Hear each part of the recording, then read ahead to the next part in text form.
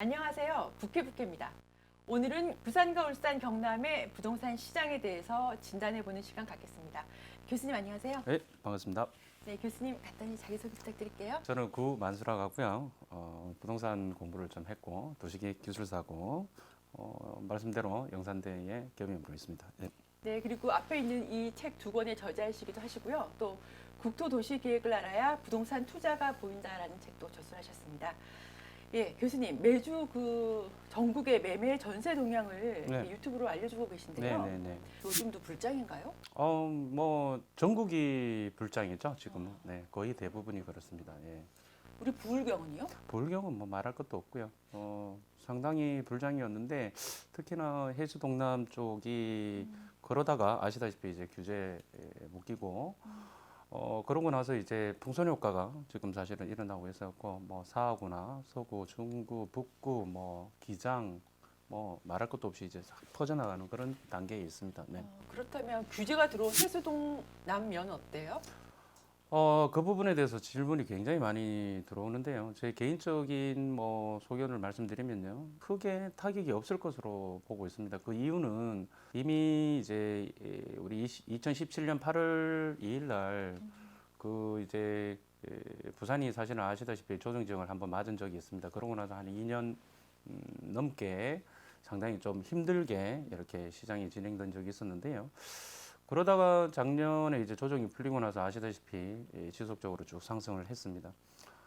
이렇게 된다면 어떻게 되냐면 이렇게 사람들이 이제 학습 효과라는 게 생겨요. 그렇죠. 그때 당시에 이제 2017년도 8월 달에 이제 규제 맞고 나서 이제 팔았던 사람들, 특히나 이제 이렇게 해수 동남에 팔았던 사람들은 지금 생각해 보니까 괜히 파는 거야. 그러니까 이제 이게 버티면 된다라는 게 이미 시장이 이제 학습 효과가 돼 버렸고요. 그렇기 때문에 이제 호시탐탐 좀 조정이 될 거라고 생각을 하고 이제 대기 매수자들은 조금만 떨어져라 그럼 나는 이제 들어올 거야 하고 대기 매수 잠재적 수요가 지금 대기하고 있는 상황이라서 제가 판단했을 때는 물론 이제 뭐 저번처럼 규제 전처럼 막 미친 듯이 올라가지는 않겠지만 한 2, 3개월 좀 소강 상태 보이다가 다시 턴을 해서 올라갈 거라고 저는 개인적으로 보고 있습니다. 또 일부에서는 그 내년 상반기까지 뭐 처리해야 될 매물들이 사실 있잖아요. 네, 있죠. 법인 물건들이 대표적인 케이스죠. 네, 예. 그래서 내년 상반기가 네. 정말 살 사람들은 네. 그때를 기다리면 금매를 잡을 수 있다 이런 말들이 있어요. 진짜일까요? 그렇지는 않습니다. 예를 들어서 뭐 이런 얘기 해도 되나? 그 분양권 같은 경우에도 이제 사실은 이제 그 정당 계약일이 있어요. 정당 계약일 중에서 사람들이 이제 마지막 날 던지는 사람들이 있을 것이다. 계약 못 치는 사람들, 던지는 사람들이 있을 거다 생각하는데 그렇지는 않아요. 그날까지 계약을 안 한 사람들은 거의 대부분 야 나는 계약 치고 간다라는 거하고 똑같습니다. 지금 무슨 얘기냐? 올 연말 지나서 내년 1, 2월만 지나면 그때 들고 있는 사람들은 거의 대부분 세금 내더라도 가지고 가겠다라고 생각하는 사람이 대부분이에요.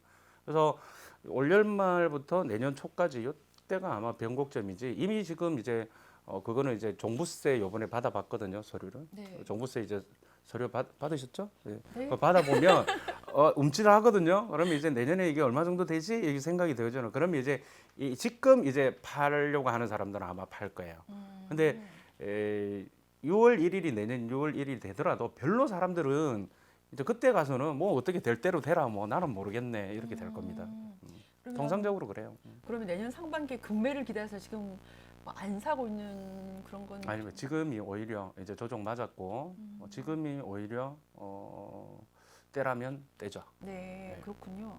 그리고 아까 처음 조금 말씀해 주셨어요. 풍선 효과에 대해서. 그런데 이제 부산의 5개 구가 그렇게 규제 팍 맞는 걸 보고도 네. 풍선 효과가 일어나네요. 일어나죠. 당연히 일어나죠. 이미 한번 해봤고요. 특히나 이제 대전 같은 경우에는 규제를 맞았는데도 불구하고 계속 상승하고 있고요. 이게 규제를 맞아도 조정 지역의 규제를 맞으면 어떤 효과가 있냐면요.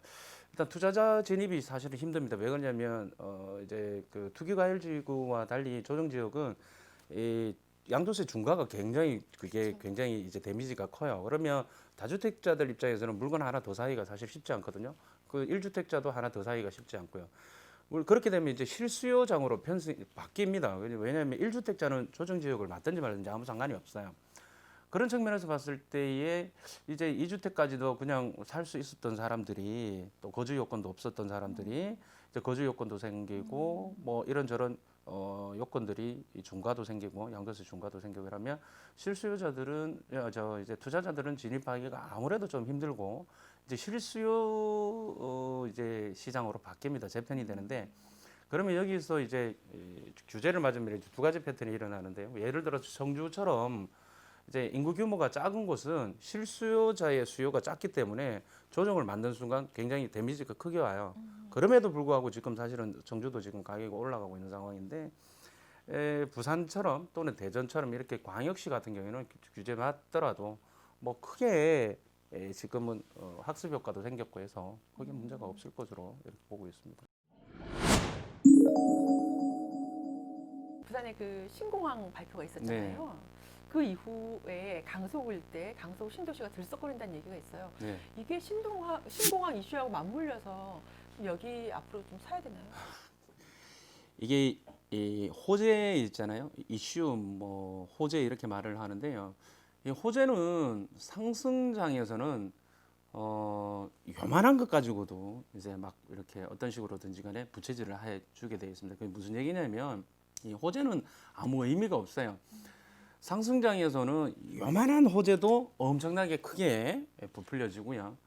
하락장에는 이따만한 호재가 나와도 뭐 그래서 어쩌라고 이렇게 됩니다. 그래서 지금은 부산시장 자체가 활성화가 돼서 그렇지 뭐 신공항 어떤 이슈는 명지 쪽에 뭐 어떻게 뭐 그 하는 말일 뿐이지 그냥 하는 소리지 이게 그것 때문에 뭐 시장이 명지 시장이 뭐 가격이 오른다 그렇지는 않습니다. 오히려 지금 부산에 아까 말씀을 드렸다시피 풍선 효과가 오히려 더 큰 효과를 발휘하고 있죠. 네.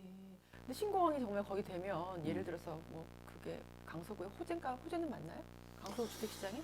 글쎄요. 저도 도시계획을 하는 입장에서 봤을 때 예전부터 사실은 공항이 가덕도로 가야 된다라고 저는 개인적으로 옛날부터 이야기를 했습니다. 왜냐하면 24시간 공항이 돼야 되고요. 뭐 그런 부분은 있는데 뭐 그 자체가 명지에 직접적인 영향을 준다라고 볼 수는 없는 게 뭐 지금도 뭐 김해에서 명지 가는데 몇 분 돼서요. 뭐 그거는 제가 봤을 때는 큰 그건 아니고 아까 말씀드린 대로 그냥 좋은 게 좋은 거다. 좋으니까 좋은 거다. 뭐 그런 정도의 수준이 아닐까 저는 개인적으로 그렇게 생각합니다. 네. 또 이제 부산 지역의 풍선 효과 얘기하면 빼놓을 수 없는 게 뭐 울산, 창원, 김해, 양산이거든요. 그냥 다 난리잖아요 지금. 아, 네. 그래요? 네. 어떤데요? 양산 이야기 못 들어보셨어요? 네. 양산은 지금 한 3주 전에 거기 뭐 그게 난리 나가지고 뭐 데이터 보면 다 나오고 실제적으로 이제 또 우리 그 수강생들 그 이제 이야기도 들려오고 저한테 질문도 오고 하는 거 보면 양산이 지금 정상 같은 경우에 그뭐 가격이 급등해가지고 배액 배상 계속 일어나고 아, 명지도 양산에서. 마찬가지였고 같은 네. 시기에 한 3주 전에 명지도 거기 우리 학생들 전부 교수님 어떻게 하면 되냐고 계약 파기나고 어떻게 해결이 안 된다면서 뭐 지금 계속 일어나고 있는 일이고요. 울산은 뭐 작년 초부터 그랬고 작년 초에 그때가 그랬고 뭐 다 그렇습니다 지금 뭐. 김해, 뭐 예, 창원. 김해도 계속 꾸준히 그렇고요. 예. 김해도 뭐그 연지 프로지오 같은 경우에는 작년 초에 뭐 미분양이었는데 지금 뭐 피가 뭐 1억씩 넘어간다고 했는데 그때 다 그러고 있습니다 지금. 예. 교수님 냉정하게 얘기해서 이게 풍선 효과가 꺼지고 나서도 음. 이런 게 연기가 유지될지 자체의 경쟁력으로 아니면 단지 풍선 효과에 기대서 이 지역들이 그런 건지 그런 것도 참 궁금해요. 기본적으로 이 메커니즘을 아셔야 되는데요. 제가 뭐 항상 하는 얘기지만 이 부동산 가격이 오르는 게 아니라니까. 제가 말씀드리잖아요. 아파트 가격이 오르는 게 아니고 아파트 가격은 절대 아파트는 아무 짓도 한 게 없어요. 뭐 아시다시피 엄청나게 돈이 많이 풀려서 전 세계가 돈이 많이 풀려서 그냥 돈의 가치가 하락을 해서 상대적으로 실물자산 가격이 올라간 것뿐이지 아무런 아파트는 뭐 그 시간이 지났다고 해서 뭐 걔가 뭐 금치를 한 것도 아니고 아무런 관계가 없었는데 사람들이 이걸 이해를 못해요. 그거를 방점을 아파트에 찍는데요. 아파트는 아파트하고는 아무 관계가 없어요. 전 세계의 돈의 흐름을 봐야 되는데 그걸 이해를 해야만 사람들이 투자도 가능하고 나는 지금 이렇게 해서는 안 되겠다. 뭔 짓을 해야 되겠다라는 생각을 하게 되는데 그걸 이해를 못 하니까 그냥 단순하게 아파트 가격이 저렇게 올랐으니까 저 미친 거 아니야. 내 월급은 안 오르는데 저걸 왜 저렇게 오르고 있어. 그러니까요. 단순하게 그 포인트만 잡고 있는데 아니에요. 그 이면에는 전혀 다른 메커니즘이 움직이고 있어요. 그래서 이거는 단순하게 풍선 효과라고 말은 하지만은 전체적으로 우리나라의 전체의 실물자산 가격이 끌어올려지고 있다. 그 뒷받침에는 거대한 유동성과 낮은 금리 이런 부분이 지금 지원하고 있기 때문에 결국은 돌아가면서 시장이 다 올라가고 있는 결과적으로 그렇게 되고 있다는 거기다가 이제 정책까지 수요를 막으니까 사람들의 심리를 자극합니다. 무슨 얘기냐면 사람들의 마음을 불안하게 만드는 거예요. 내가 열심히 일하고 내가 돈을 열심히 벌면 내가 뭐 1년 후든 2년 후든 3년 후든 은행 대출내서 내가 언제든지 마련해서 집을 살 수 있다라고 이렇게 생각을 해야 되는데 아, 큰일 났어. 집 못 살 것 같아. 야, 이거 어떡하지? 영끌.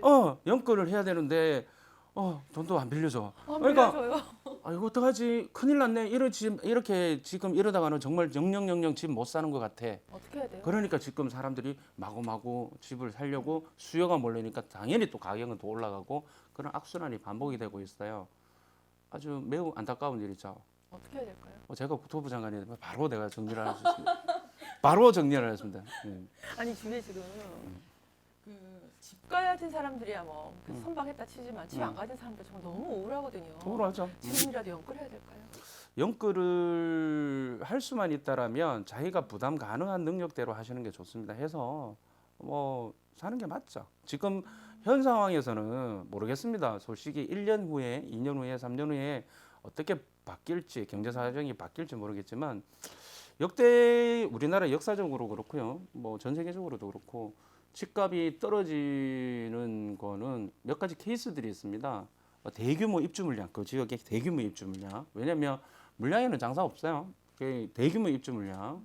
그다음에 두 번째가 대내외적인 아주 큰 경제 충격. 뭐 예를 들어서 IMF라든지 리먼 사태라든지 그리스 사태, 유럽 사태라든지 뭐 이런 뭐 카드 사태라든지 뭐 여러 가지. 그리고 이제 입주 물량으로 이야기하자면 90년도에 일기 신도시, 중동 3번 일산 뭐 이런 대규모 직접적인 입주 물량이 들어왔을 때는 가격이 드랍이 될 가능성이 높습니다. 역사적으로. 근데 여러분들 아시다시피 지금 돈은 막 풀어.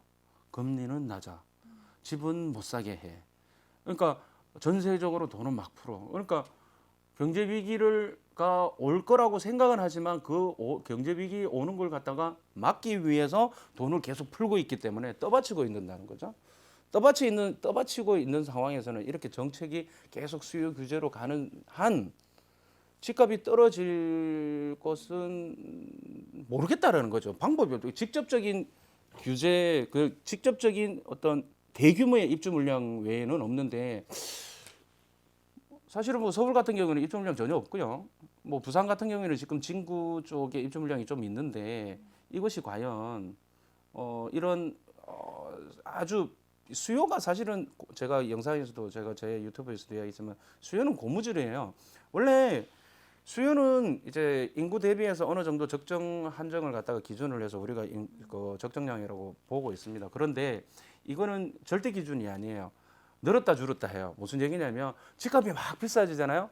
그러면 집을 안 살려고 했던 사람들이 집을 사기 시작해요. 그렇기 때문에 수요가 굉장히 늘어나게 돼 있습니다. 근데 어떤 경제적인 충격이라든지 어떤 대외적인 사정으로 인해서 집값이 떨어지는 상황 같으면 집을 살려고 계획을 했던 사람들조차 가격이 떨어지기 때문에 안 사게 돼요. 그러니까 수요가 확 줄어들어 버리죠.